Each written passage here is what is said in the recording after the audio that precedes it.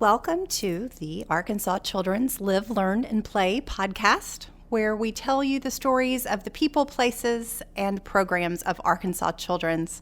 Today, it is my pleasure to have a young woman here, Alex Hinerman, and she is, well, I'll let her tell you. Tell everybody how old you are, where you're from, and where you go to school. I'm from Little Rock, Arkansas. I'm 16 years old, and I go to Little Rock Central High School. That's great. Thank you. And we are here and we're going to talk about something that can often be a little bit difficult. We're going to talk about childhood cancer. September is Childhood Cancer Awareness Month, and we have several podcasts debuting this month about families that have been touched by this disease.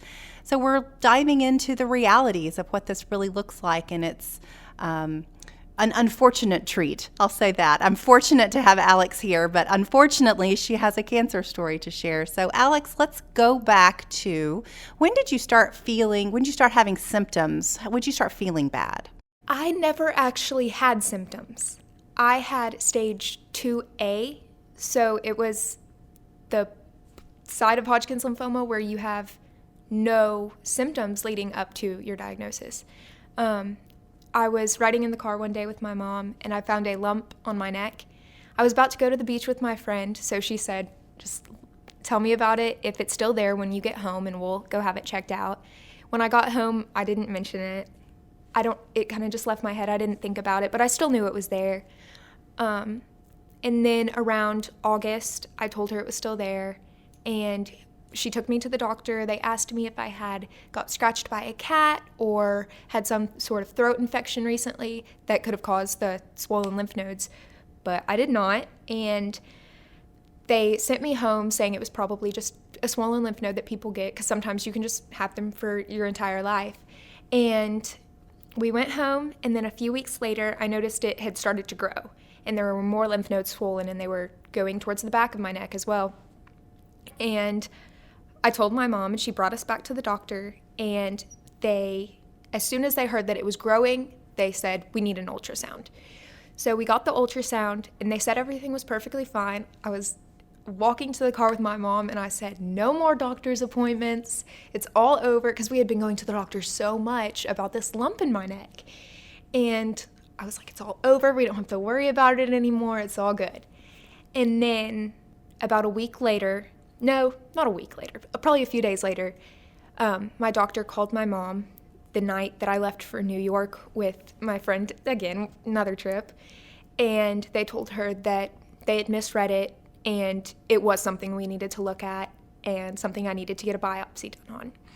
So my mom called me, and I could tell something was up. I didn't really know what, but I knew something was up. And I asked her, I was like, is there something you aren't telling me regarding my neck? And she said, yes, they say that they may see something and we need to have a biopsy done when you get home. I was really glad she told me, because I would have been very upset had I got home and realized 2 days later I had to have a surgery. So I was very glad I knew. And then I went into the surgery, came out, and the next day me and Mom were lying in bed, and we got a call from my doctor saying that it was indeed Hodgkin's lymphoma. And after that, we kind of just started talking more about what needed to happen next. On December 6th, it was around the 6th or the 7th, I got my port put in, and on the 11th, I started my chemo. Before I went into it, I didn't know what to expect. You never do. Before I got diagnosed, you always think, like, this is never going to happen to me. Like, that happens to other people, just not me. You just never think of it that way. And then I cried when I found out, but I was also, I wasn't scared for my life. I knew somehow that this wasn't going to be what killed me. Whether that was because it was one of the easier cancers to beat, or because I just knew I was going to beat it, I don't know, but I just knew that I wasn't scared about dying. And then I started my chemo, and the first round I did pretty good. It was perfectly fine. I had some nausea and the normal things, being tired. And then the second round was when it started to get worse. that's around the time my hair started to fall out. And that was in middle of December? 11th through the 13th was my first round, so probably around Christmas. My hair started to fall out, and at first I didn't really know. I was like, Mom, is this just normal shedding that happens, or is it starting to happen? And at first she was like, I think it's just normal shedding. And then I started to brush my hair, and she was like, this is not normal shedding. And the next day I had a family dinner, and I was brushing my hair after the shower, and it started to come out bad. And that night after we got home is when I had my breakdown. And I had told my best friend Ainsley, I was like, I want you to be here when we shave it off. So I called her and I was like, can you please come down here? But she couldn't. So I did it that night without her. But it was that was probably one of the most traumatizing things, is losing the hair. And I truly don't understand how people wait. It was more depressing for me to watch it fall out than to just shave it off. I just wanted it gone. And afterwards, I was like, just kept my hat on. I didn't really, if I looked in the mirror, I didn't recognize myself because I have very dark features. And when I lost my hair, and then over time I started to lose my eyebrows and stuff, it was just all my dark features were gone. So I didn't look like myself, especially looking back. And after a little bit, I started to get more used to it, but I still would rather have a black hat that I kept on throughout all of it. It was a black CC hat with a little ball on top, and I identified that as my hair. It was dark, and I had it on every day. People knew to expect me in that hat like they would expect to see someone with their hair. And for those 3 or so months, I just always had that on my head. And that was one of the things, like if I didn't have like a dark hat to keep the dark features, I feel like losing my hair would have been a lot worse, because anytime I put on another hat, I just didn't feel as confident. And like the hat was ratty, especially by the end of it, but I just always liked that hat the best. Let's go back to the moment that you get the phone call. So you and your mom are laying in bed, right? And you hear your mom takes the call, I would assume. What was that moment like for the two of you? For her, she was freaking out. I was crying, but at the same time, I was almost expecting it. I was like, okay, if they pulled me here for this biopsy, like I was already kind of in that mindset that we were going to get the worst out of the two results. But obviously, I was still upset, and I was crying, and the first person I called was my best friend Ainsley, and she called my sister, and I was talking to her. It was harder, and listening to her reaction was really hard, especially at first. She was at school, and so she ran down and to Miss Hornsby's classroom, and she cried in the closet, and so hearing that was hard for me, and a lot of my friends' reactions. But hearing it, I was ready to hear it. You weren't surprised. Something was telling you, yeah. And I've talked to another young childhood cancer survivor, soon-to-be survivor, and she said, I don't know if you experienced this, but when I got diagnosed, I was immediately at peace with it. So I think that's more common than expected, but I can't explain why. What did you, how many days did you have to spend inpatient? What was your treatment like? My treatment was, I had a 28-day round. I went through 4 rounds, and the first 3 days I went inpatient. And then on the 8th day of the round, I would go back for outpatient. So in total, I probably spent 12 days inpatient getting chemo. Right. But at the end, I got diagnosed with typhlitis. What on earth is that? Typhlitis is when you go neutropenic and the bacteria that's just always in your bowels like overproduces. Okay. And they had to put me, it was anytime I ate or drank anything, I would get really like 10 times worse than cramps. Just very bad pains in my lower abdomen. And they had to put me on bowel arrest. They said I couldn't eat or drink anything because if I were to do that, it trying to digest it would cause a hole to form into my stomach, and I'd have to go into emergency surgery. Oh my. And that was the time that I was in the hospital for the longest. It wasn't even for chemo. That was my first blood transplant. That was just, everything kind of really hit hard at the very end of my treatment when I thought everything was supposed to be over. So while you're in the hospital, while you're an inpatient, let's talk for a minute about the doctors and the nurses who took such good care of you. What do you have to say to them or about them? First of all, my doctor, Dr. Becton, he's the best doctor I've ever had or ever encountered. He makes every patient feel like they're the most important patient ever.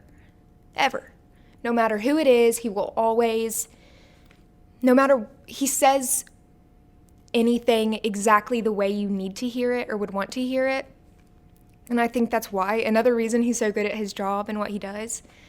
And the nurses, they're what inspired me to want to become a nurse.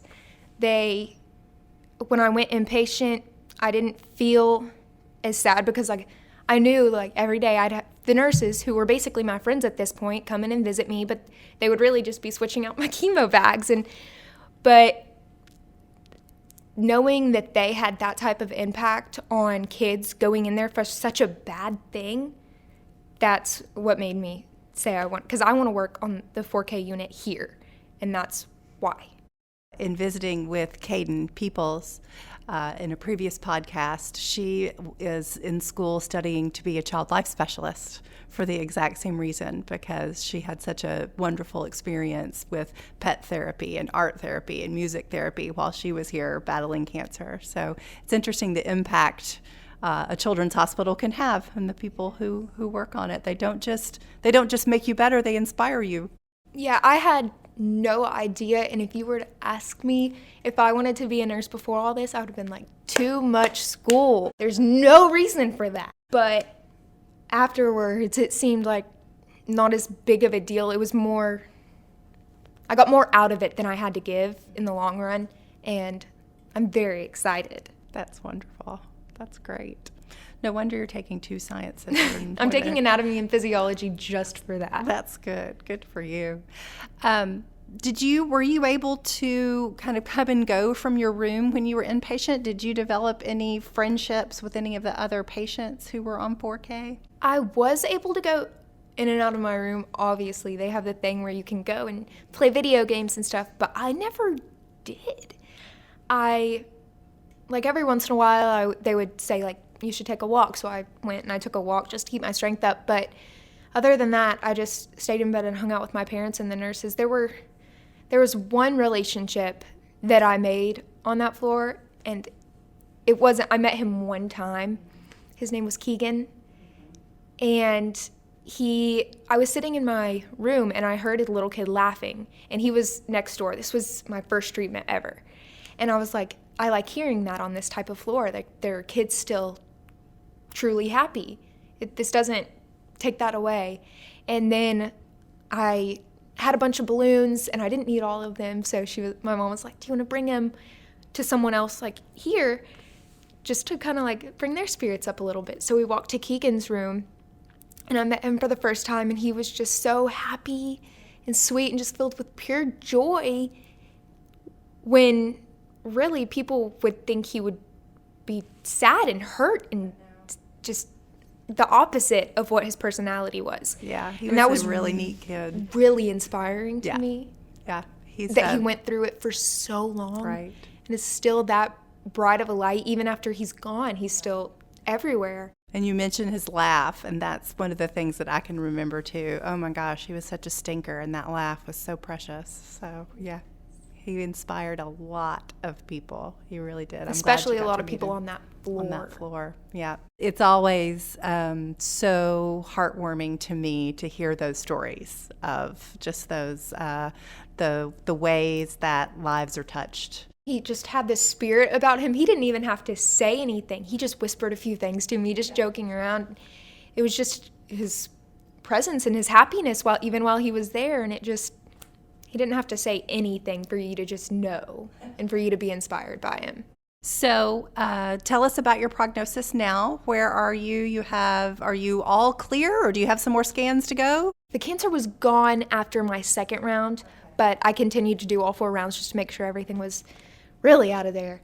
And then I rang the bell and I had my first scan and all clear, and then we're about to go for my second one in September. Good. Second 3-month. What are some things, let's talk for a minute. I know you have such a great group of girlfriends. You've mentioned your best friend Ainsley a couple of times.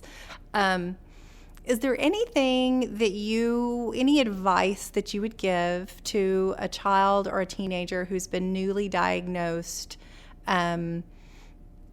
about those relationships or about those friendships? Something that you would want, anything that you would want to say to a kid with a new diagnosis, or to the friends of a kid with a new diagnosis? To the kid with a new diagnosis, I would say expect for some relations to change, not drastically, just some people, everybody's different, and some people may be a little scared of the idea of cancer, so they may back away a little bit, and that's normal. It's nothing about you. It's nothing at all about that. It's only because it scares them. And I had a few friends that happened with. No hard feelings. But then there were also friends that I didn't seem as close with until I got diagnosed. And it was more of like a wake-up call for them. So it varies in each person. You may become really close with people you were never close with before, or lose a few people that you've been close with for a while. It happens, but as long as you're going through and you have a support system, it's all you need.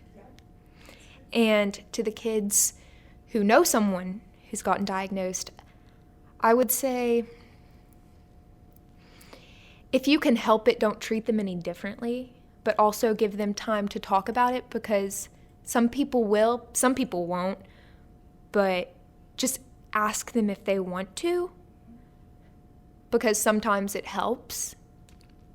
But also, like, again, if you can help it, try not to be afraid of it, because you have no idea how afraid they are. And I don't know, it just seems unfair that they can back away in some way, but I also understand they have no idea. But so it may seem to you, if you're diagnosed, that it's unfair, but you have no idea how they think about you. They have no idea what you're going through. They don't know it's that unfair. They're just living their lives.